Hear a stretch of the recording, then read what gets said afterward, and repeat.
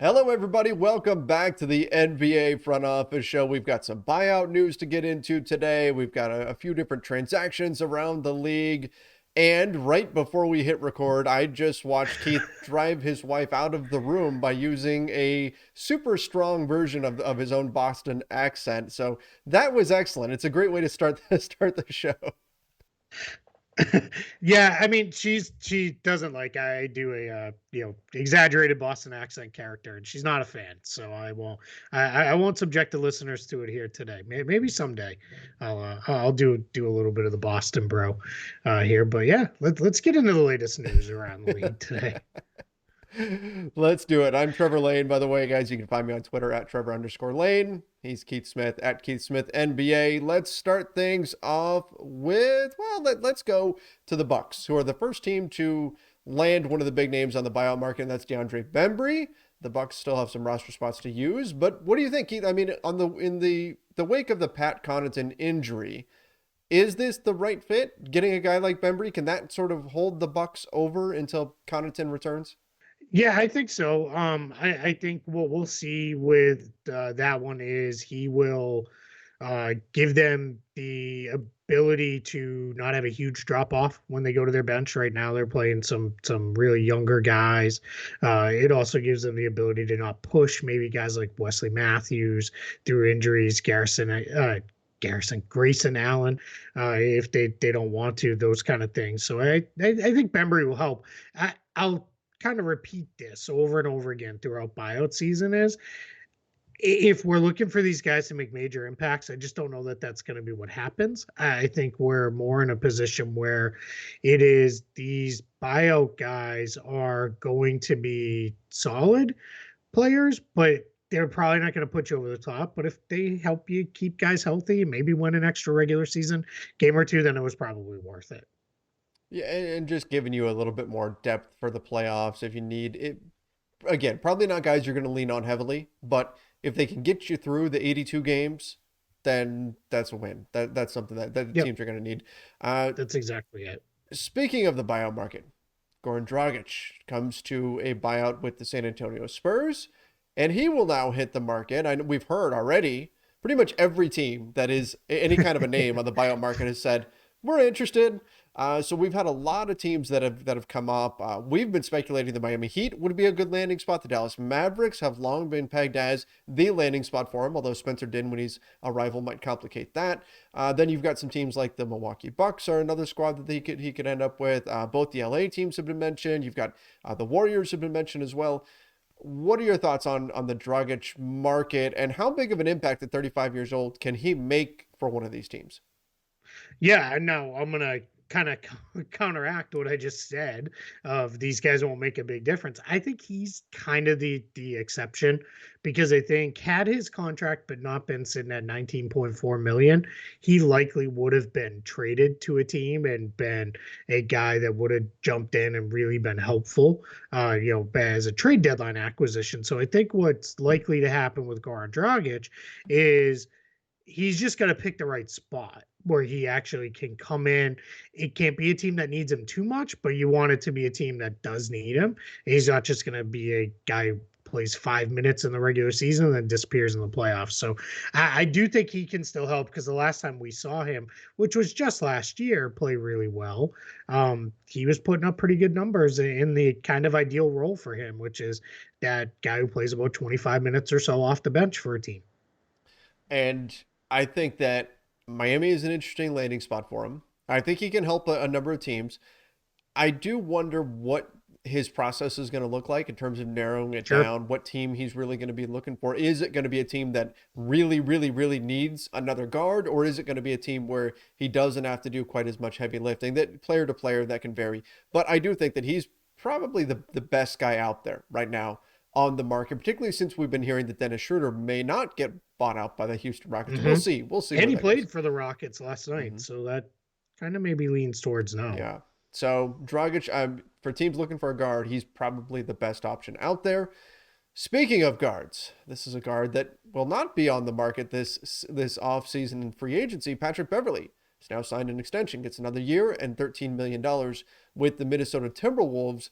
What do you think about that deal and the flexibility that it can offer Minnesota even next year? Yeah, my first thought is another one bites the dust from the free agent class of The 2022. poor I mean, free agent class. Oh yeah, it's man. going to be Bradley Beal and Zach LaVine are going to re-sign, and free agency is going to be done in 5 minutes. Hopefully, that does mean we'll have a nice, robust trade Hmm. market, and we'll have a lot of fun that way. But yeah, I mean, 13 million sounds really good to me for Patrick Beverley. I think he's proven to be worth that.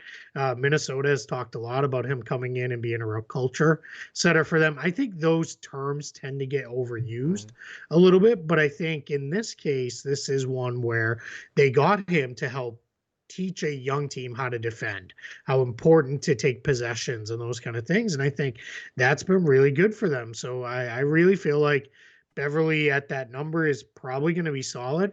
And if nothing else, that now becomes an expiring tradable contract next year if Minnesota is looking for an upgrade at any point. So yeah, I have no real issue with that. He is now, let's see, he'll turn 34 this summer.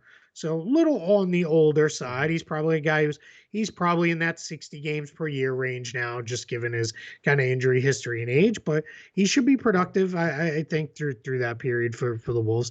And you know what? Good for Patrick Beverley. Patrick Beverley is a guy who really kind of had to fight his way to the NBA, played in a whole bunch of different leagues overseas, and actually at one point bought out his own NBA contract to get his own overseas contract to just go for a tryout in the NBA, which is really kind of wild stuff. So good for him for putting together a career that is now in its 10th season.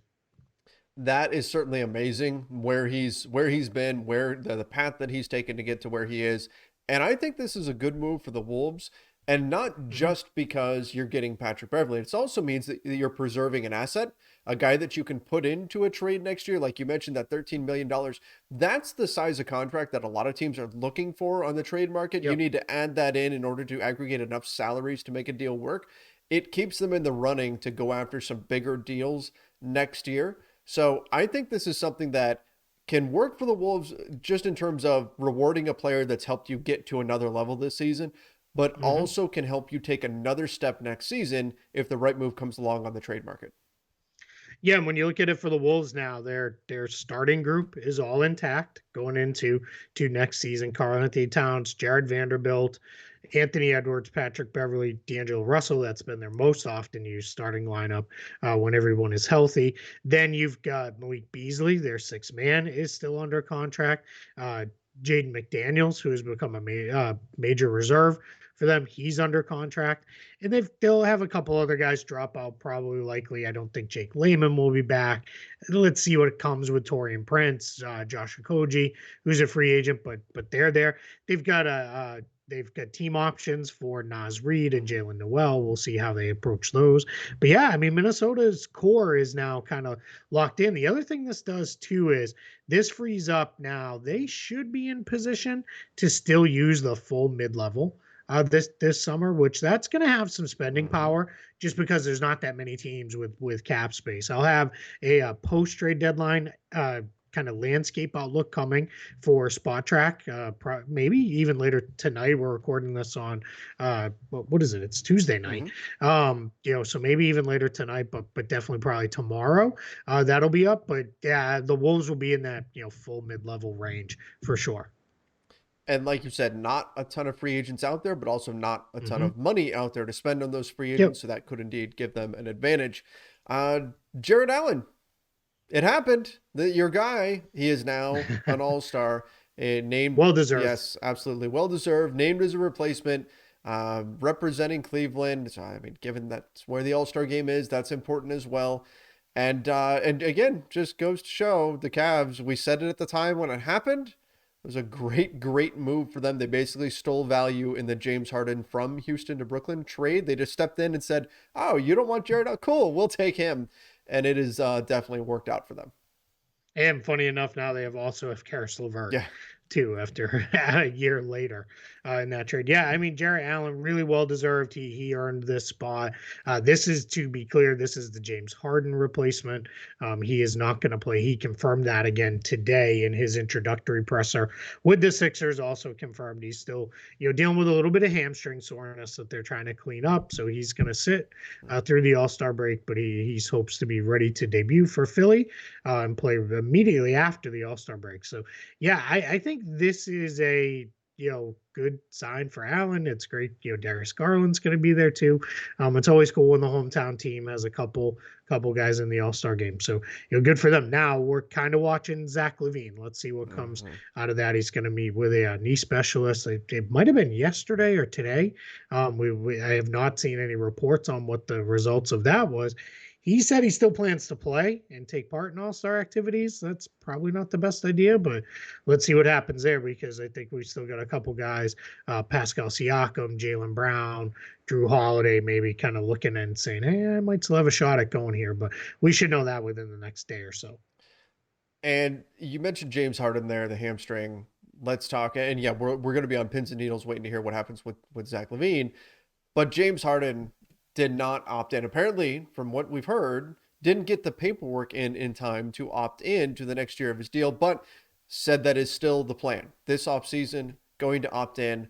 Why? Why does this make sense contractually, financially, for James Harden to opt into the next year of his deal, when most of the time when he was with Brooklyn, he was saying, I'm excited for free agency. I'm excited for free agency. Now suddenly he's opting in. Yeah, what changes here is this is how he can get the most money. Because he's already above the max salary amount. What happens is when you're already at that number, you are entitled to sign for anything up to 105% of your prior year's salary. Whereas if he was to opt out and fully sign a full new contract, he could still sign for that amount, but then he's forfeiting what he would give up this year. So it's going to be 105% off this year's salary versus you opt in for next year. Then you do the 105 off that. Then it's 8% raises off of that after. And now that's how you get up to that $60 million number in the final year of the 5-year extension he'll likely sign. So, I mean, he'd sacrifice minimal amount of money if he opted out and re-signed, but it's, it all kind of counts. So my guess is you'll see him opt in and then he'll re-sign and or sign the extension, and that'll be where this goes moving forward for him in Philly. And then we'll probably be sitting here, we're so fortunate enough to be doing this show 5-6 years from now talking about what a horrible contract that is, and hopefully it'll be countered by, but he helped them to get to the finals or win a title or whatever it is, because that's what you're hoping for. Absolutely. That's where this deal, again, I would, if I'm giving James Harden that contract, I'm doing it knowing that probably the last few years might look pretty rough, but if he gets you a championship now, it's worth it. Doesn't matter. Yep. Tyreke Evans, not a name that I was expecting to be talking about, but reinstated, has been out of the NBA for a few years, was banned, and now he's back again. Potentially another name that somebody could pick up now on the market. There's a number of teams that are after players. I don't know what to think of this. We haven't seen him play basketball in a few years. So first and foremost, teams have got to figure out what he's got right now, what he can really bring. But at one point, this guy was really, really good. Yeah, I mean, we're hearing reports that he's been working out with John Wall and Michael Beasley. I guess Isaiah Thomas was part of some workouts there at some point, or has at least seen Tyreke Evans. So we'll see. The good news is it sounds like his personal issues have cleared up enough for him to get back to the NBA. So that's the big takeaway I'm taking is, he's got things in order enough to get back. But yeah, at this one, I really kind of have my doubts that he's going to catch on. What's unfortunate is he wasn't eligible to be reinstated until now because he had a 2-year it's just ban, or I guess ban is better to put than suspension. But what I think about this with Tyreke Evans is, let's say this was 2 months ago that he was eligible to come back. He might have got one of those COVID call-ups that all these other guys got. Kind of maybe might have had the Lance Stevenson bounce where it's like, hey, I can still play. Look, and then everybody's like, oh yeah, this guy still has something. So let's see, maybe a team brings him in, but we're starting to get a little tighter on roster spots, and I think teams want to be giving them away to guys who, they're not fully certain. So this might be more one of, maybe he catches on very late in the season on a 10-day with somebody, and then next year he's in training camp with a team or something like that. But he wasn't great as last year with the Mhm. Pacers. Didn't shoot it well. It kind of didn't look as good. But we don't know how much of that was, was that some of that caused by some of the substance abuse issues that he was having going on at the time too. So let's see, but good luck to Tyreke Evans. As with almost everybody, rooting for him to get all the way back as long as he's got his life, in order like it should be. Absolutely, and that's the most important thing there. Dashan Nix gets a 4-year deal with the Rockets. Now, I'd imagine I haven't seen the details on this, but I would imagine there's some non-guaranteed years in this. Yeah, That this is the gotta time be. of year when teams are taking advantage of that kind of stuff, locking in players onto these kind of deals, and then off you go. So that's what I would expect to see here with the Rockets. But again, the Rockets just adding more pieces, taking some shots on some guys because this is what you do if you're in the spot that the Rockets are in Mm-hmm. right now. Yeah, I'd been with him on a two-way this year. He's one of the G League Ignite kids. He's not quite the success story that a couple of the others were from that first Ignite team, but he's played really well. He did not play great with the Ignite last year in the 15 games they played in the G League bubble, which is probably why he was one of the guys who wasn't super highly thought of and went undrafted because he didn't look great.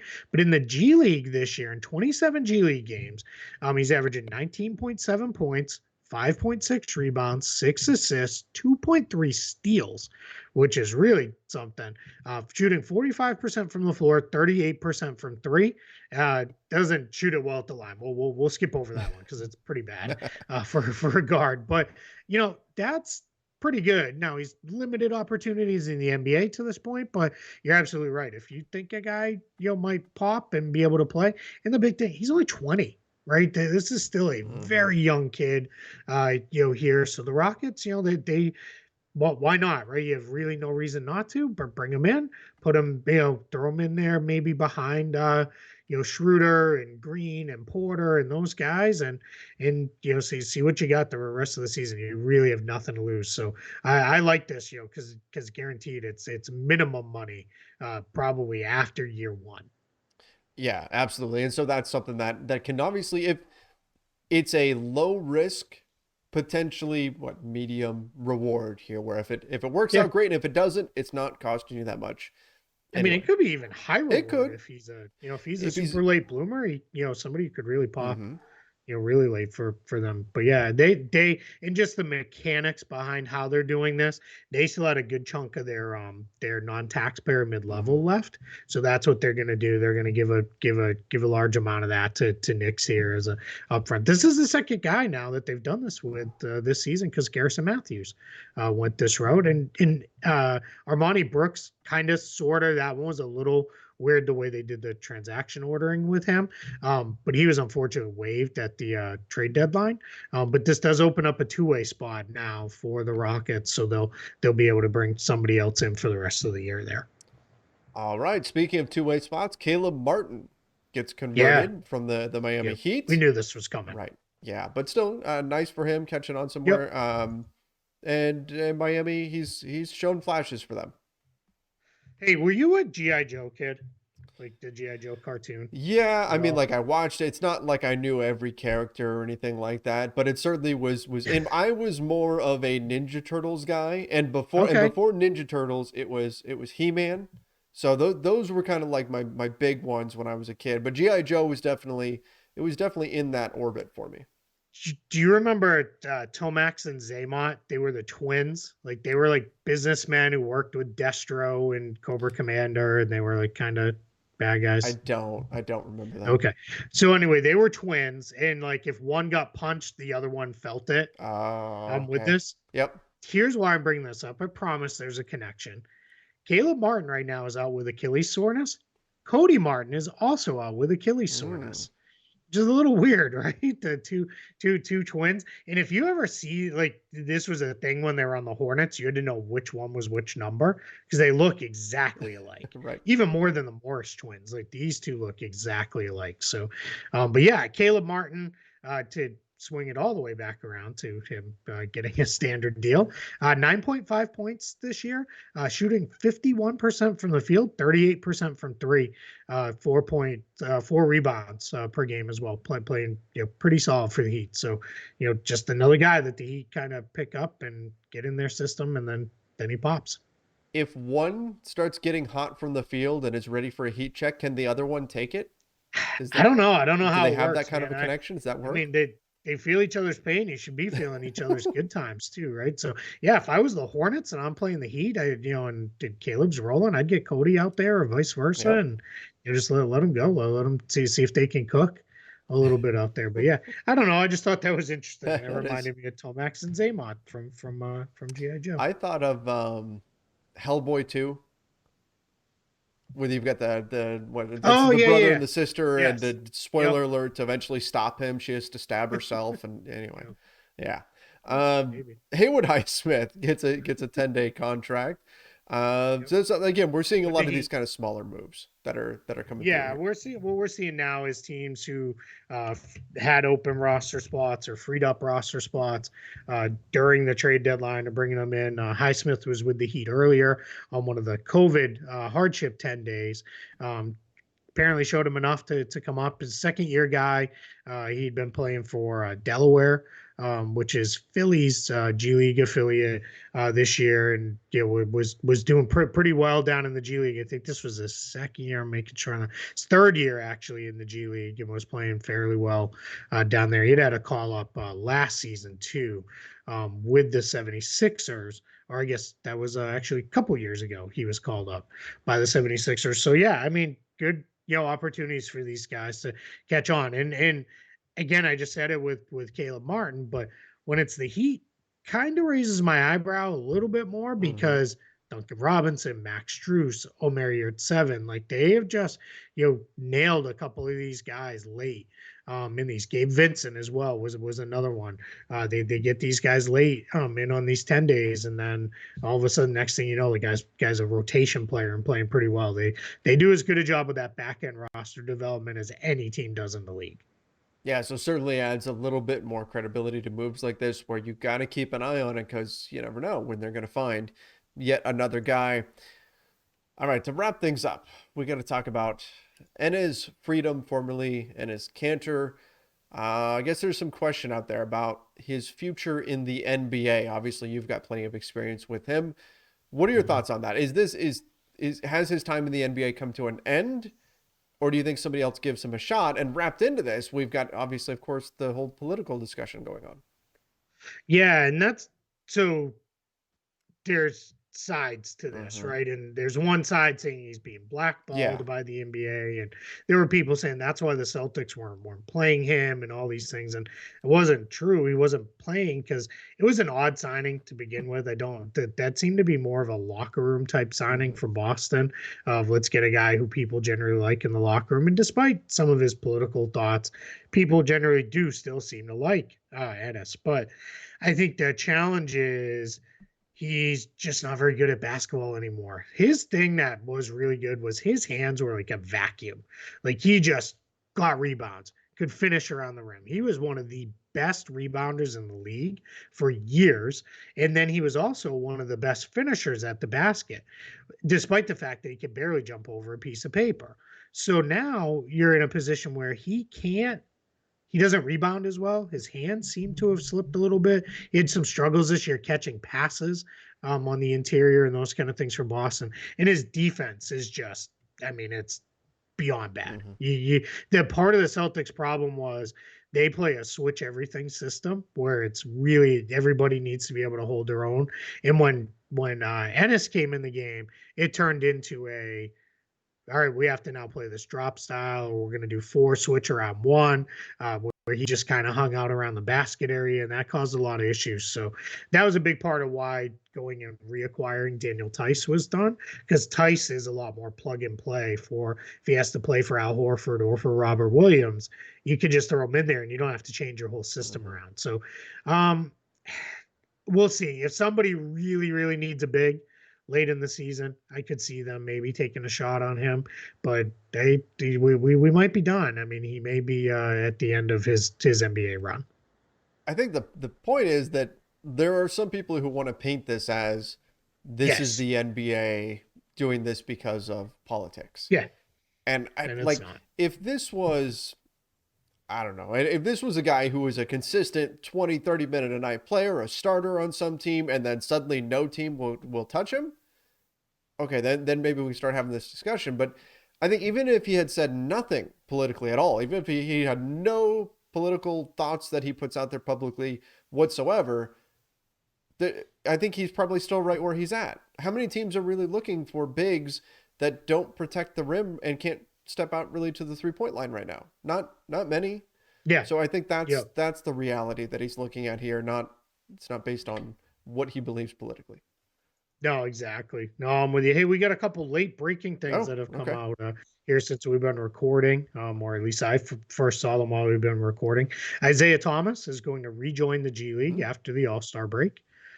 So we'll see. I mean, his one G League game was a smashing success. He scored like 40 something points and played great, and then immediately got a handful of call ups. And then James Wiseman is gonna play in his first 5-on-5 scrimmage. So Good. sounds like he maybe is finally getting close to working his way into his Warriors debut. Remember, there was a point where we thought we'd see him before Clay. And then that didn't play out that way. So let's see how that goes with him. It sounds like he may be getting close to coming back there. And then the Nets were close to trading Nick Claxton to the Raptors for a first round pick. Zach Lowe dropped that in his most recent podcast. So I mean, I guess we heard leading up to the deadline that the Raptors were looking for size and looking for a center, and they ended up getting kind of sort of one in Thad Young. But yeah, did not go that route with Nick Claxton. So let's see what happens now with him moving forward. They were also connected to guys like Nerlens Noel. They were in the mix for Mm-hmm. Jakob Poeltl, of course, we heard as well. They wanted to reacquire him. So it'll be interesting to see what ultimately happens with Claxton. Of course, Andre Drummond made his debut last night for the Nets. Yep. All right. And looked okay. Yeah. Too. Kind of played all right. Yep. So yeah. Let's wrap things up there. Appreciate everybody for joining us. Make sure that you do subscribe right here to the NBA Front Office YouTube channel. Turn on those notifications. If you are listening to the podcast version of this, follow us over on Apple Podcasts, Spotify, or wherever it is that you listen to podcasts. Till next time, everybody. See ya and stay safe.